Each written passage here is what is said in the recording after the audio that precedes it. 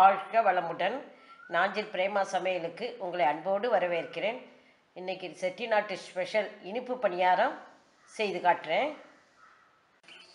இப்போ நம்ம குழி பணியாரத்துக்கு ஊற போட்டுடலாம்.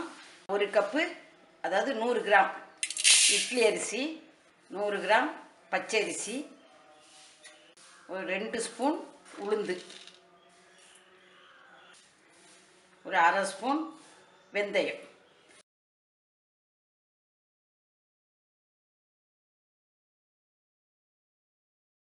போட்டு நம்ம ஊற வச்சு 1 மணி நேரம் ஊறின பிறகு அதை நல்ல கிரைண்டரில் அரைச்சி 8 மணி நேரம் புளிக்க வச்சுருக்கேன். இப்போ நல்லா புளிச்சிட்டு பாருங்க மாவு.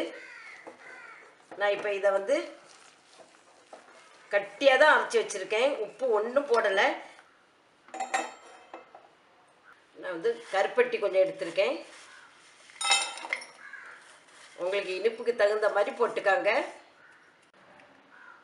இது கொஞ்சம் தண்ணி விட்டுக்கலாம்.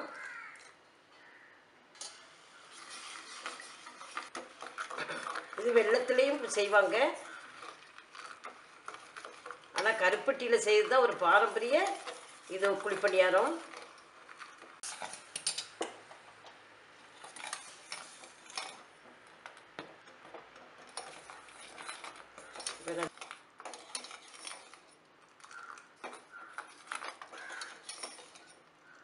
இப்போ நல்லா இது ஆறட்டும்.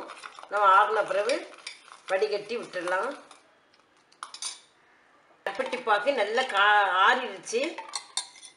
நம்ம இதை வடிகட்டி விட்டுடலாம்.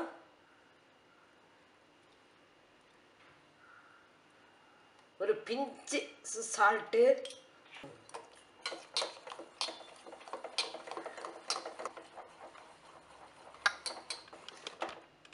ஏலக்காய் பொடி போட்டுக்கலாம்.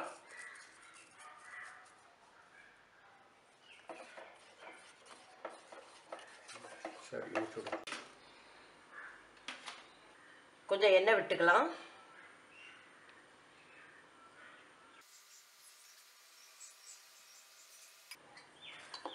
இதில் உங்களுக்கு தேவையான தேங்காய் போட்டுக்கலாம்.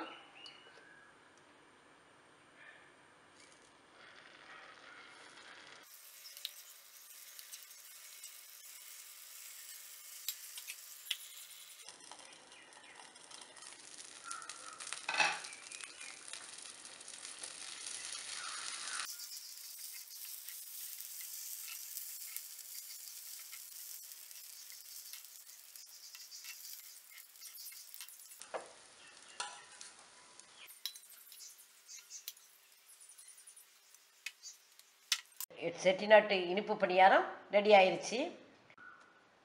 நல்ல பணியாரம் நல்லா சாஃப்டாக வந்திருக்கு.